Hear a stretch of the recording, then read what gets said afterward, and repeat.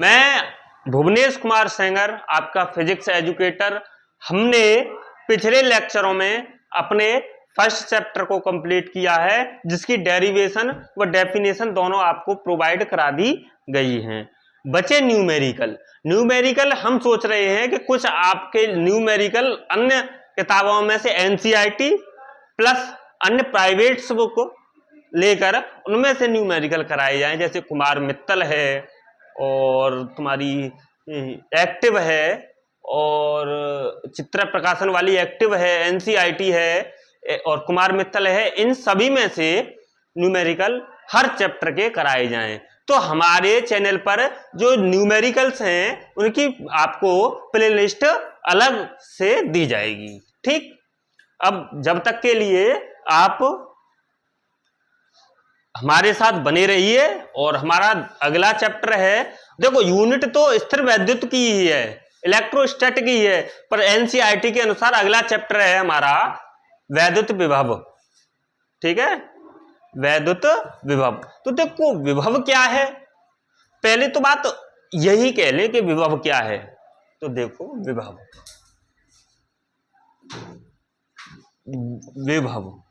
तो देखो बच्चा, विभव है क्या कि एकांक धनावेश को अनंत से, मान लो कोई एकांक धनावेश है, अनंत से वैद्युत क्षेत्र में स्थित किसी बिंदु तक लाने में किया गया कार्य हमारा वैद्युत विभव के बराबर होता है। जैसे मान लो यहां प्लस क्यू चार्ज रखा हुआ है, तो ये चार्ज रखा हुआ है तो ऑफिशियल बात है, अरे बहुत सिंपल ही वे में बात कहूं तो ये प्लस क्यू आवेश रखा गया है, तो इसके चारों ओर कोई क्षेत्र होगा कि नहीं बच्चा? देखो इसके चारों ओर कोई क्षेत्र होगा, क्यों प्लस रखा गया तो इसके चारों ओर इसका कोई वैद्युत क्षेत्र होगा। अब यहां से मान लो प्लस क्यू नॉट एक आवेश है, इसको ये अनंत पर स्थित है, अनंत पर स्थित है, और अनंत पर स्थित है, ये बिंदु अनंत पर है और ये बिंदु मान लो ए। ठीक है, तो क्या है कि इस प्लस क्यू नॉट आवेश को इस आवेश के वैद्युत क्षेत्र में, समझना ढंग से, इस प्लस क्यू नॉट आवेश को अनंत से वैद्युत क्षेत्र में, ये वैद्युत क्षेत्र है इसका, वैद्युत क्षेत्र में किसी बिंदु ए, वैद्युत क्षेत्र में स्थित है, वैद्युत क्षेत्र में स्थित है, ये बिंदु ए तक लाने में किया गया कार्य ही, वर्क डन ही, कहां से, यहां से मैं कहूं ये, यहां से यहां तक लाने में किया गया कार्य ही हमारा कहलाता है वैद्युत विभव के बराबर। तो लिखते हैं विभव क्या है, वैद्युत विभव। तो से कि एकांक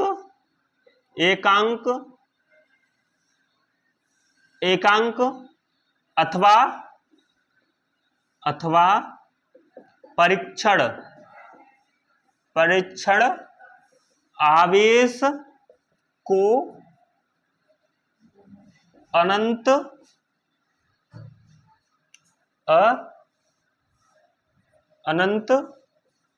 से वैद्युत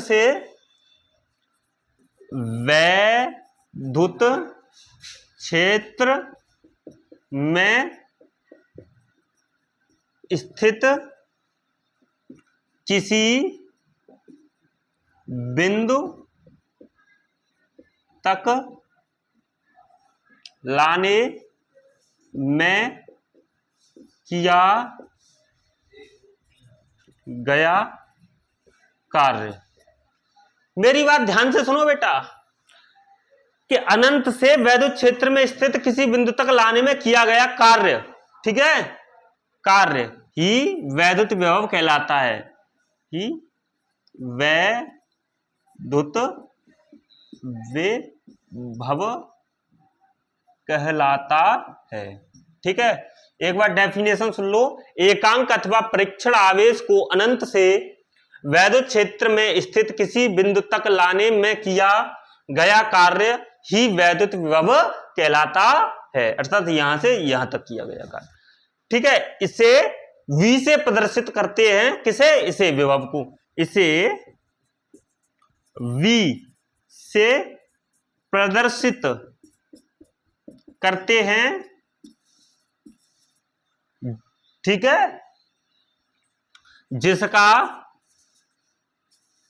मात्रक, जिसका मात्रक क्या होता है बेटा, जिसका मात्रक जूल पर कूलाम, या दूसरा भाषा में बात करें वोल्ट। ठीक है, या दूसरी भाषा में बात करें वोल्ट। ठीक है, होता है, या तो वोल्ट कह लो या जूल पर कूलाम कह लो। ठीक है, इसके उसकी बात करें तो देखो क्या होता है, V बराबर फॉर्मूला होता है हमारा W अपॉन, किसको ला रहे हैं बेटा, इन्फिनेटिव से Q नॉट को, Q नॉट को कहां तक, इन्फिनेटिव से A तक ला रहे हैं तो Q नॉट। ठीक है, ये हमारा इसका फॉर्मूला होता है V बराबर W अपॉन Q नॉट और वोल्ट। ठीक है, इसका वोल्ट मात्रक। और विमा की बात करें तो क्या हो जाएगी, क्या हो जाएगी, देखो जूल की होती है mL² T की पावर -2 बट्टे AT इसकी होती है। ठीक है बेटा, अब ये AT नीचे पॉजिटिव है, ऊपर जाके नेगेटिव हो जाएगा तो क्या हो जाएगा, mL² T, एक -2 ये पहले से है, एक नीचे से ऊपर चले जाएगी, -3 हो जाएगी, T की पावर -3 A की पावर -1, ये इसकी हो गई बेटा विमा। ठीक है, आई होप कि आपको समझ में आया होगा, और यहां तक आप नोट कर लीजिए या इसका स्क्रीनशॉट ले लीजिए, 1 2 3। अब आगे अपना नया टॉपिक स्टार्ट करते हैं। ठीक है, आपके साथ हमारे स्टूडेंट भी क्लास में बैठे हुए हैं और लगता है उनको भी कोई दिक्कत नहीं है, और आपको भी लगता होगा कि हमें, आई होप कि आपको कोई दिक्कत नहीं होगी। ठीक है बेटा, अब हम वैद्युत विभवांतर की बात करें। क्या, विभवांतर, विभव और विभवांतर, देखो नाम से ही पता चल रहा है, क्या चल रहा है, विभव और विभवांतर। विभवांतर का मतलब है विभव में अंतर को ही विभवांतर कहते हैं। ठीक है, क्या, विभवांतर, वैद्युत, वो वैद्युत विभवता, अभी वैद्युत विभवांतर। ठीक है, तो क्या है बेटा, इसमें क्या है कि कोई आवेश है, +Q आवेश है, मान लो इसका कोई क्षेत्र होगा, वैद्युत क्षेत्र होगा इसका, +Q आवेश है तो, और इस वैद्युत क्षेत्र में वहां तो क्या था कि उस Q नॉट आवेश को अनंत से लेकर आना पड़ रहा था। यहां क्या है, यहां अनंत से नहीं लाना है, यहां वैद्युत क्षेत्र में ही दो बिंदु स्थित होंगे। मान लो कोई बिंदु A है और दूसरा बिंदु B है, और यहां एकांक या परीक्षण आवेश को QA से QB तक लाना है, यहां से यहां तक लाना है। और जो किया गया वर्क डन ही, इसके किया गया वर्क डन ही यहां से यहां तक लाने में, A से लेकर B तक लाने में किया गया वर्क डन ही वैद्युत विभवांतर कहलाएगा। तो इसकी परिभाषा क्या लिखूं, वो वहां गया था, देखो वहां सुन लो एक बार, क्या परिभाषा थी, एकांक अथवा परीक्षण आवेश को अनंत से वैद्युत क्षेत्र में स्थित किसी बिंदु तक लाने में किया गया कार्य वैद्युत विभव के बराबर था। यहां क्या होगी कि एकांक लिखो, एकांक व परीक्षण आवेश को वैद्युत क्षेत्र में, वैद्युत क्षेत्र में एक बिंदु से दूसरे बिंदु तक लाने में किया गया कार्य वैद्युत विभवांतर के बराबर होता है। यहाँ क्या है, अनंत से नहीं है, वैद्युत क्षेत्र में ही स्थित है। तो क्या है, एकांक व परीक्षण आवेश को वैद्युत क्षेत्र में स्थित किसी एक बिंदु से किसी दूसरे बिंदु तक लाने में किया गया कार्य ही वैद्युत विभवांतर हमारा होता है। वह अनंत से था, यहाँ वैद्युत क्षेत्र में स्थित किसी एक बिंदु से दूसरे बिंदु तक लाने में किया गया कार्य है, और इसका भी मात्रक वोल्ट ही होता है। और इसका फॉर्मूला क्या होगा, V A minus V B बराबर डब्लू ए बी, अर्थात डब्लू कौन सा है, ए से बी तक, या इसे लिखो मत, या लिख लो Q not upon Q not, ये हमारा फॉर्मूला है। इसका मात्रक है जूल पर कूलॉम या वोल्ट, ठीक है, या वोल्ट, ठीक है, ये इसका मात्रक हुआ। और विमा वही होगी, क्या होगी, एम एल स्क्वायर टी की पावर -3 ए की पावर -1, ये इसकी विमा होगी। ठीक है बेटा, ठीक। आई होप कि आपको ये भी समझ में आया होगा, और आप यहां तक इसे नोट कर लीजिए और आप इसका स्क्रीनशॉट ले लीजिए। 1 2 3।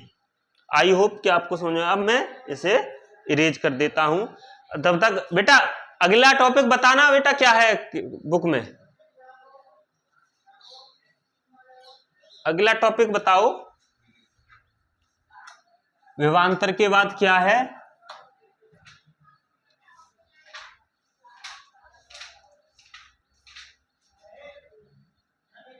चैप्टर नंबर 2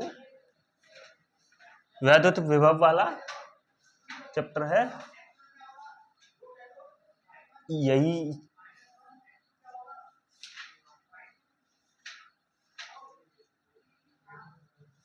लाओ मुझे दो बुक।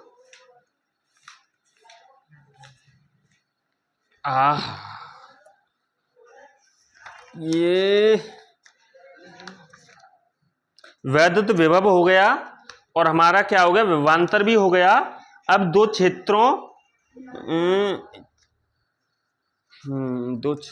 ये दूसरे, ठीक है।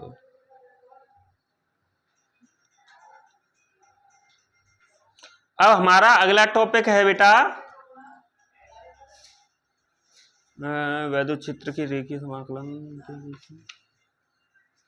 अगला टॉपिक है बिंदु आवेश के कारण किसी बिंदु पर वैद्युत विभव। ये टॉपिक बहुत ही इंपॉर्टेंट है, इसे भी आप नोट करें, ठीक है।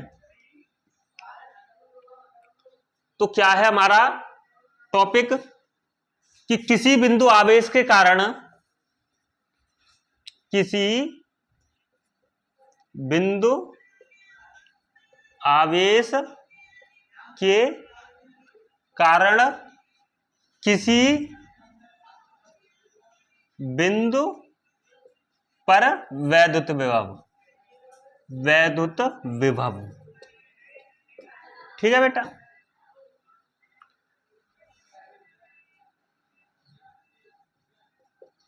ठीक, मान लेता हूं कि यहां पर कोई प्लस क्यू नॉट आवेश रखा गया है, ये पॉइंट है ए, ठीक है बेटा। यहां से कोई पॉइंट बी है, ये कोई पॉइंट बी है यहां, ठीक है, कोई पॉइंट बी है, और यहां से कुछ दूरी पर इधर पॉइंट पी है, ठीक है। यहां मुझे वैद्युत क्षेत्र की तीव्रता निकालनी है, ये इन्फिनिटी पर है, कहां, अनंत पर स्थित है, ठीक है। ये बिंदु मान लो अनंत, ठीक। अब यहां से और यहां पर कोई मान लो प्लस क्यू नॉट आवेश रखा गया है, जिसे मुझे इस इन्फिनेटिव से और वैद्युत क्षेत्र के बी बिंदु तक लाना है, ठीक है। कोई दिक्कत वाली बात नहीं है, ठीक। और मान लो एक और बात मान लो कि जो ए से लेकर बी तक की दूरी है वो मान लो आर है। क्या है बेटा, आर है, ठीक। ए से लेकर बी तक की जो दूरी है वो r है, और a से लेकर p तक की दूरी कितनी है, r डैश के बराबर है। कितनी है, r डैश के बराबर। ठीक, अब देखो आप सरल भाषा में देखो कि इधर ये प्लस क्यू आवेश रखा गया है, ये प्लस क्यू नॉट है, तो समान आवेश होने पर इन पर एक बल कार्य करेगा। कौन सा बल का नाम, प्रतिकर्षी बल, अर्थात ये वाला इस वाले आवेश को इधर की ओर भगाएगा, दूर भगाएगा, और उस इधर की ओर भगाएगा, उस बल का नाम होगा एफ ई। एफ ई मैंने क्यों रखा है, इलेक्ट्रो स्टैटिक फोर्स है, ठीक है, एफ ई, ठीक है, ये पी बिंदु है, इधर की ओर भगाएगा।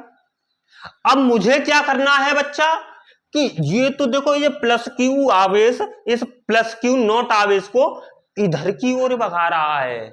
अब मुझे क्या करना है कि इस बल के विरुद्ध विस्थापन करना है। बल इधर की ओर है, विस्थापन मुझे यहां से लेकर यहां तक लाना है। अब देखो मैं डायरेक्ट ही इस क्यू नॉट को इधर ऐसे नहीं खिसका सकता, क्यों कि जैसे जैसे ये आर डैश कम होती जाएगी, क्या कह रहा हूं मैं, आर डैश कम होती जाएगी, जैसे जैसे ये इसके पास आता जाएगा बल, इसके द्वारा लगाए गए बल की मात्रा बढ़ती जाएगी। अब मुझे इसे यहां से लेकर यहां तक लाना है, तो मैं सीधा वर्क कैलकुलेट नहीं कर सकता, क्योंकि ये जो वर्क है वो परिवर्ती है, वो सॉरी जो फोर्स है वो परिवर्ती है, जैसे जैसे दूरी कम होती जाएगी इसकी और इसकी फोर्स बढ़ता जाएगा। ठीक है, अब मुझे कैसे निकालनी है कि मान लेता हूं यहां से और यहां तक मैं पहले इसे लेकर आया, ठीक है, यहां से यहां तक इसे लेकर आया इस बिंदु तक, और इसे मान लू बीच में सी पॉइंट मान लू, सी बिंदु तक लाया, कहां से, पी से सी बिंदु तक लेकर आया, और बहुत छोटा विस्थापन लेकर आया, और मान लो ये दूरी है डी आर डैश, ठीक है, ये मान लो पी बिंदु से सी बिंदु तक की जो सूक्ष्म दूरी चली है, मैंने विस्थापन चला है, वो डी आर डैश है। अब इस विस्थापन के लिए मान लो कि एफ पर कोई प्रभाव नहीं पड़ा, इस छोटे से विस्थापन के लिए मैं इतना थोड़ा चला, इतना थोड़ा मैंने इसे विस्थापित किया कि इस बल पर कोई प्रभाव नहीं पड़ा, बल नियत ही रहा। ठीक है, बल नियत ही रहा, और कितने के लिए, आर डैश के लिए। सूक्ष्म विस्थापन, इतना सूक्ष्म विस्थापन मैंने तय किया कि बल नियत रहा। तब हम जानते हैं, हम क्या जानते हैं, हम जानते हैं कि W बराबर होता है F dot S cos theta. ठीक, अब ये सूक्ष्म विस्थापन है तो कार्य भी सूक्ष्म ही होगा, तो मान लो तब देन या तब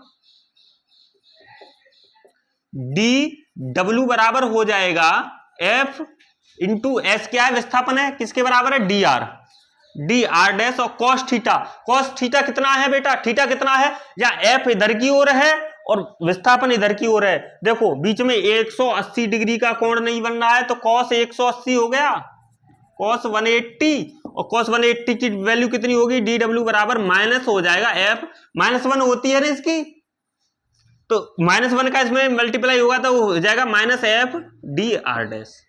ठीक, अब ये तो सूक्ष्म वर्क है, मुझे तो पूरा वर्क निकालना है, पूरा यहां से लेकर यहां तक के लिए। तो देखो ये यहां से लेकर यहां तक जो दूरी है वो तमाम छोटे छोटे आर डैश खंडों से मिलकर बनी होगी, ऐसे छोटे छोटे कई खंड होंगे कि नहीं, तो इसका कर लूं मैं समाकलन। ठीक है, तो क्या है, मुझे पूरा वर्ग निकालना है तो इसका करना है समाकलन, तो समीकरण, या ऐसा करो, हाँ, दोनों पक्षों का समाकलन करने पर, तो दोनों पक्षों का समाकलन करने पर, ठीक है, तो समाकलन करो तो डी डब्ल्यू बराबर हो जाएगा, इधर का समाकलन करेंगे minus F dot are dash. ठीक, अब देखो एफ को मैं बाहर लेकर आऊं, या ऐसा करो एफ की वैल्यू, अब देखो यहां एफ की वैल्यू क्या होती है बेटा, एफ की वैल्यू होती है कूलाम नियम से, तब एफ किसके बराबर हो गया, अरे इलेक्ट्रोस्टैटिक फोर्स है तो कूलाम के नियम से लिख लेगा, तब कूलाम नियम से, कूलॉम नियम द्वारा, ठीक है। इसे मान लो समीकरण 1 मान लो, ठीक है बेटा, कोई दिक्कत वाली नहीं बात नहीं है। तो F बराबर क्या होगा 1/4 पाई एप्सिलॉन नॉट, और Q1 की जगह पे Q है Q, और Q2 की जगह पे क्या माना हमने Q not, Q not upon R square क्या होगा R डैश का स्क्वायर। देखो A से लेकर और ये P तक की दूरी R डैश है तो R डैश का स्क्वायर, ठीक है, कोई दिक्कत नहीं। अब इस मान को यहां से, इस F के मान को इस समीकरण 1 में रख दूं, तो देखो इधर लिख लेता हूं मैं, अब इधर लिख लेता हूं, ठीक है। तो क्या होगा, जैसे ही इसमें लिखा जाएगा तो dw बराबर क्या हो जाएगा, माइनस तो बाहर लिख लूं और अंदर लिख लूं 1/4 पाई epsilon naught Q not upon R dash square D R dash, ठीक है बेटा। अब मैं क्या करूं बेटा कि जो नियतांक है वो बाहर ले लो। मैं हर बार बताता हूं कि जिसके साथ d होता है केवल वो वेरिएबल होता है, वो बदलता है, बाकी का सब नियत रहता है। तो देखो R डैश पर है d, तो ये R डैश बदलेगा, बाकी का सब नियत रहेगा। तो जैसे ही मैं समाकलन करता हूं इसका, तो dw से w बन जाएगा और ये आ जाएगा minus Q not upon 4 pi epsilon not बाहर आ जाएगा, अंदर समाकलन में क्या बचेगा, समाकलन में, और देखो लिमिट भी रख दूं इसकी, यहां से लिमिट भी रखू बेटा, यहां ऊपर वाले में ही रख दूं लिमिट, इन्फिनेटिव से कहां से लाना है, इन्फिनेटिव से और R दूरी तक लेकर आना है। अरे देखो इन्फिनेटिव से R इन्फिनेटिव पर स्थित है और कहां तक, ए बिंदु से R दूरी तक लेके आना है। तो देखो इन्फिनेटिव से कहां तक, R तक, ठीक है। कहां से शुरू करना है, इन्फिनेटिव से लेकर आना है ए बिंदु से R दूरी तक, ठीक है, R दूरी तक, ठीक है। ये लिमिट भी रख ली मैंने। अब देखो अंदर क्या बचा, 1/, अब देखो R डैश का स्क्वायर डी R डैश बचा, ठीक है। अब जगह नहीं है बेटा, आप यहां तक का स्क्रीनशॉट ले लीजिए जल्दी, या नोट करना चाहो तो नोट कर लीजिए, जल्दी स्क्रीनशॉट ले लीजिए बेटा। 1 2 3, आई होप कि आपको सब समझ में आ रहा होगा, आप बहुत उच्च स्तर के व्यक्ति हो, ठीक है। तो हमारा जो मिटाने की जो ऊर्जा है वो यहां से है, ठीक, यहां से जल्दी कर लो, ठीक है बेटा। ये हमने कर दिया, रफ मिटा दिया, ठीक है। अब देखो लास्ट में क्या आया है बेटा कि ये, अब मैं इस R डैश को ऊपर ले जाऊं, R डैश स्क्वायर को ऊपर ले जाऊं तो नीचे धन की पावर है, ऊपर जा के ये ऋण में ऋण की पावर हो जाएगी, तो क्या बचेगा, W बराबर बचेगा minus Q not upon 4 pi epsilon not, और अंदर क्या बचेगा, इन्फिनेटिव से R तक, ठीक है। और क्या होगा, R डैश स्क्वायर की पावर -2 डी R डैश, ठीक है, डी R डैश। अब देखो समाकलन करो तो हम जानते हैं कि समाकलन करना जानते हैं कि x की पावर n dx का फॉर्मूला क्या होता है, x की पावर n+1 बट्टे n+1, यही तो होता है समाकलन का, ठीक है। तो मैं एक बार लिख देता हूं कि चूंकि ये फॉर्मूला लिख देता हूं, ठीक है, एक चूंकि समाकलन x की पावर n dx का फॉर्मूला होता है x n की पावर n+1 बट्टे n+1 + c, ठीक है, ये होता है, ठीक है। इसी से इसे खोल दो तो देखो क्या हो जाएगा, W बराबर -Q not upon 4 pi R, अरे R क्या, 4 पाई एप्सिलॉन नॉट, सॉरी, ठीक है। अब देखो इसका खोलेंगे तो क्या हो जाएगा, अंदर हो जाएगा R डैश, ठीक है, R डैश की पावर -2 + 1 बट्टे -2 + 1, और लिमिट क्या है, इन्फिनेटिव से और कहां तक, R दूरी तक लेकर आ रहे हैं, ठीक है। अब इसे सॉल्व करो तो क्या हो जाएगा, W बराबर -Q not upon 4 pi epsilon not, और आर डैश की पावर -1, ठीक है, अपॉन -1 इन्फिनेटिव से आर तक। इस माइनस से ये वाला माइनस उड़ा दो, इस -1 से इस वाला माइनस को उड़ा दो। तो ठीक है, W बराबर क्या हो गया बेटा, Q0 4 पाई एप्सिलॉन नॉट, ठीक है। इसको द्वारा रखो, हाँ, ये माइनस खत्म कर दिया इस वाले से, ये वाला खत्म कर दिया, ठीक है। तो क्या बचा, ऐसे ही में आर डैश की पावर -1 है, इस आर डैश की पावर -1 को ऐसे नहीं लिख सकता बेटा, 1 अपॉन आर डैश लिख सकता हूं, और लिमिट है इन्फिनेटिव से आर तक, ठीक है। अब इधर का साफ कर देता हूं मैं, आई होप कि यहां तक समझ में आया होगा, ठीक है। इधर का साफ कर देता हूं, ठीक है। अब एक बार हम उच्च सीमा माइनस निम्न सीमा करते हैं तो क्या होगा, देखो इधर लिख लेता हूं मैं। तो उच्च सीमा माइनस निम्न, उच्च सीमा क्या है, W बराबर लिखो Q0 upon 4 pi epsilon not. उच्च सीमा क्या है, 1 अपॉन आर, उच्च सीमा लास्ट आर तक ही तो जा रहा है, और निम्न सीमा क्या है, कहां से शुरू हो रहा है, इन्फिनेटिव से, -1 अपॉन इन्फिनेटिव। ये लिमिट भी रख दी हमने, तो रख दी कि नहीं।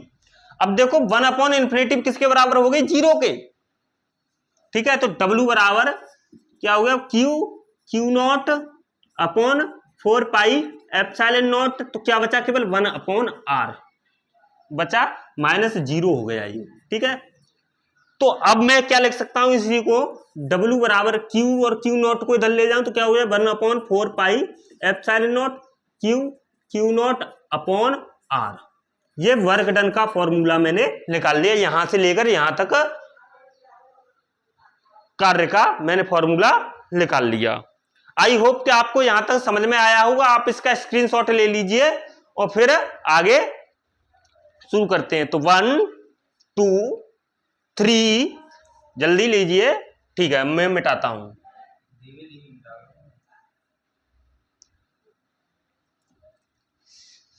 ठीक,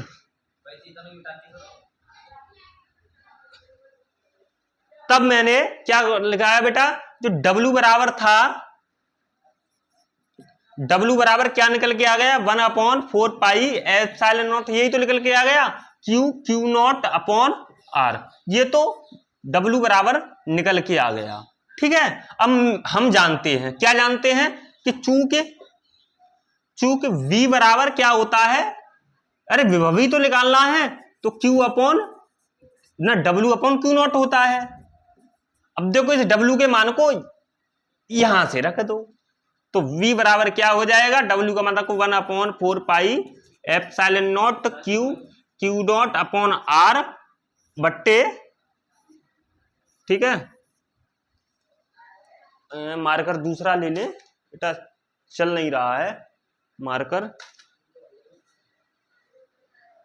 चलो अभी इस क्लास में मार्कर है नहीं, उधर से ले आओ बेटा कृष्णा, ठीक है। अपॉन क्या होगा, जो Q0 है नीचे Q0 आ जाएगा। अब देखो Q0 से Q0 खत्म, ठीक है। तो क्या बचा, V बराबर बचा 1 upon 4 pi epsilon naught Q upon are.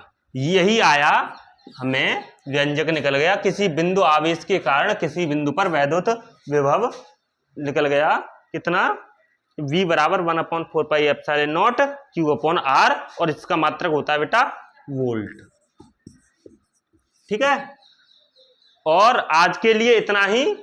I hope कि आपको ये समझ में आया होगा, और जिसे समझ में नहीं आया है वो वीडियो बैक कर करके दोबारा देख सकता है। स्वस्थ रहिए, मस्त रहिए।